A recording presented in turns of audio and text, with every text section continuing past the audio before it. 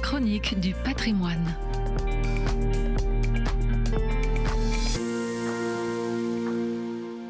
Alors que le Moyen-Orient est à nouveau secoué par une guerre, l'œuvre d'Orient renouvelle son soutien aux populations qui subissent cette violence et appelle à la paix. Les communautés chrétiennes dans la région apportent leur aide à tous et sont garantes du maintien de la pluralité en Orient. L'Iran abrite l'une des plus anciennes de ces communautés. Aujourd'hui, les chrétiens sont extrêmement minoritaires, mais leur présence a contribué à façonner l'histoire riche et complexe de ce pays, et leur patrimoine est le signe tangible de cette présence historique et actuelle. Ce patrimoine prend notamment la forme d'édifices religieux. Parmi eux, les ensembles monastiques de Saint-Thaddée, Saint-Stéphanos et Sainte-Marie de Dzorzor font partie des premiers sites classés au patrimoine mondial de l'UNESCO. Dans le centre de l'Iran, la cathédrale arménienne de Vank est le monument chrétien le plus emblématique, témoignant de la présence arménienne en Iran depuis près de 4 siècles. Cette cathédrale a en effet été construite au XVIIe siècle dans le quartier chrétien de la ville d'Ispahan. Après une guerre qui oppose l'Empire ottoman à l'Empire safavide, 300 000 Arméniens sont déplacés vers l'Iran. Une grande partie d'entre eux arrivent à Ispahan et s'installent dans un quartier surnommé la Nouvelle Djoulfa en référence à une ville historiquement arménienne. La communauté arménienne, qui bénéficie alors d'une grande liberté religieuse, édifie une douzaine d'églises.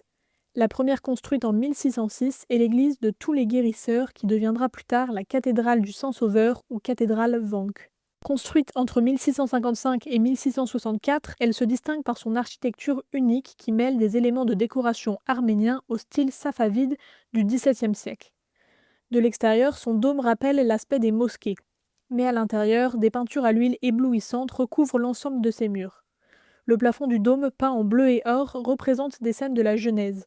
Les balustrades sont ornées d'un motif typiquement arménien, tandis qu'au-dessus de l'entrée, des motifs floraux reprennent le style des miniatures persanes. La cathédrale a été au fil du temps enrichie par un clocher, une imprimerie, une bibliothèque et un musée sur l'histoire de la diaspora arménienne en Iran.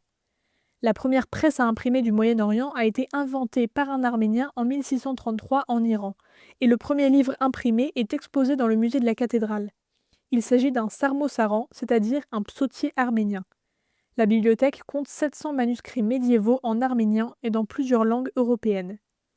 En temps de guerre, le patrimoine est parfois pris pour cible ou devient une victime collatérale des conflits. À Téhéran, le palais de Golestan, classé à l'UNESCO, a déjà été endommagé par les frappes. C'est pourquoi l'œuvre d'Orient s'engage auprès des communautés chrétiennes en répondant à leurs besoins et en les aidant à préserver leur patrimoine, signe de leur enracinement sur leur terre.